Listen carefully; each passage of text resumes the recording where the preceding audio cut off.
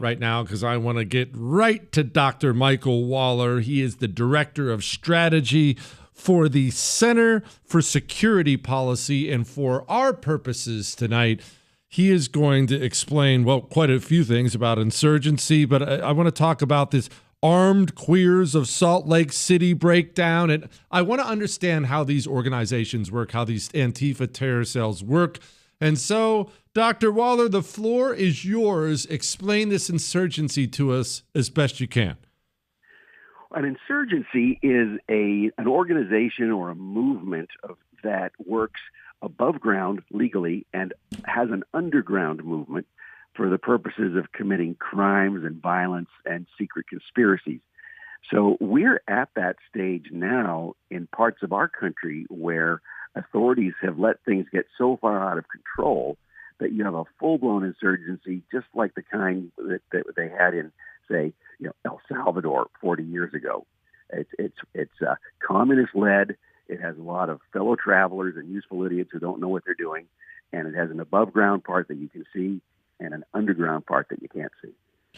Okay, let's pause for a moment on where we are today. If you wouldn't mind, I would like you to expand quite a bit on what the heck happened in El Salvador 40 years ago, because most of us, most definitely myself included, are stupid and don't know what you're talking about. Yeah, well, it was a huge thing back then. They were trying to replicate a communist revolution like in South Vietnam, which had just collapsed to the communists just a few years earlier. So in America, the movement that had supported our communist enemy fighting us in South Vietnam, they were looking for other causes. So there you had the Sandinista revolution in Nicaragua, and then right after that, a communist revolutionary movement in El Salvador, and then the sanctuary movement, which came out of that and brought us sanctuary cities here.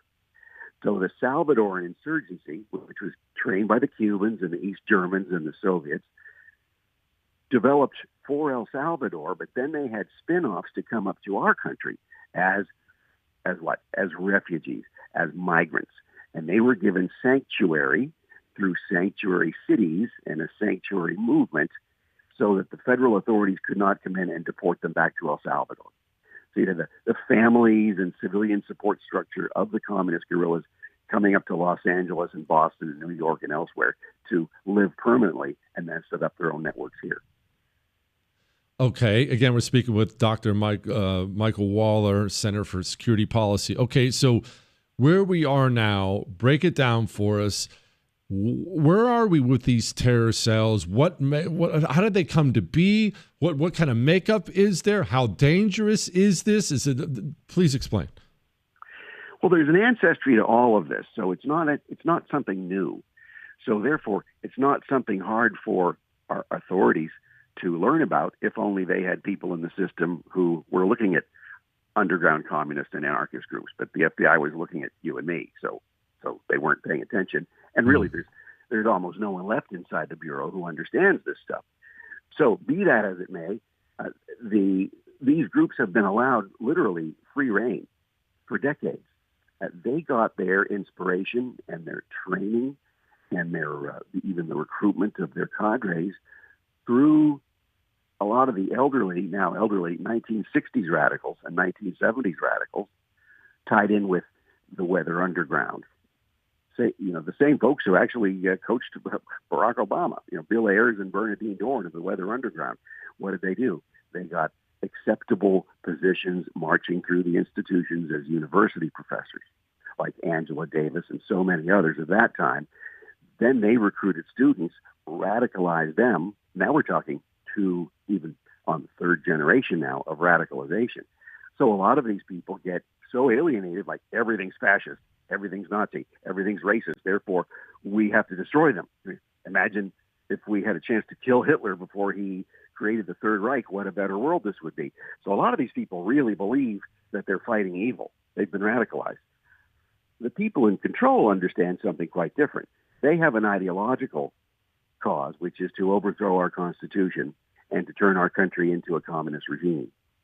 So they're using a lot of people who don't know anything about history, a lot of very well-meaning people, and a lot of just twisted, sick people who are just messed up in their larger movement to destroy our society from within. Dr. Waller, can you explain that? We'll get back to the actual cadres and the makeup of these people for a moment. Can you explain for a moment what the violence, how does it help them? Not just assassinations. You're blocking ICE facilities. You look like a freak. Surely this is going to turn people against your movement, but they've been using these tactics forever, so there has to be a point. What is the point? There's a really important point to the violence, because violence creates real solidarity. It's kind of like if you're in military combat, you've got buddies who you're going through hell with, and you're going to do anything for one another, even if you don't know them from before. And you're always going to have a special identity with them. And for the rest of your life, you're going to identify with them first. So you have a certain kind of language, certain kind of gestures where everybody kind of understands everybody else at the expense of those who are not in the know. So it creates this system of what the communists call cadres. It's called cadre building. And these are the foot soldiers of any revolutionary movement, in the case we're talking about here inside the country. So what the violence does here, first, if you get into any crowd mentality, like you get into a good concert, right? There are a lot of people, and it gets rowdy, and you end up doing stuff you ordinarily wouldn't do as an individual because it's wrong and it's stupid and it's whatever, it's destructive. But it can be kind of fun when you're in it with everybody else and you're part of it. If you're a dupe, or you're just sort of dragged into it, or even if you came in planning to do it, it's cool, it's exciting. Now you've had an experience. So the next time you go into this, you're enthused about it. And then people see, who responded best to this? Who's most aggressive about this? Who will do as they're told without question? Who are some of the natural leaders in this? And that's how they locate and identify and then end up recruiting hardcore radicals into their movement. So if you look at the way Antifa has been living up in Portland and Seattle and so forth, living in tents, living in squalor, living in sort of communes where everybody shares everything and shares everybody's experiences, and lives a very hard life in very harsh weather conditions and food conditions and health conditions. But there's a solidarity that breeds among them, just like Mao's guerrillas did in the mountains. And it's going to be an unbreakable solidarity. So that's the purpose of the violence. The purpose of the violence is also to give them a sense of empowerment. If they can hold back the cops, if they can get the governor of a state, not necessarily Oregon, but a governor of a state or the president of the United States to denounce them and to denounce their movement, that makes them more important. That jazzes them up. And then they get into a clash with cops, National Guard, whatever. It's really pretty cool if you look at it from their perspective. And now they think, we are being repressed.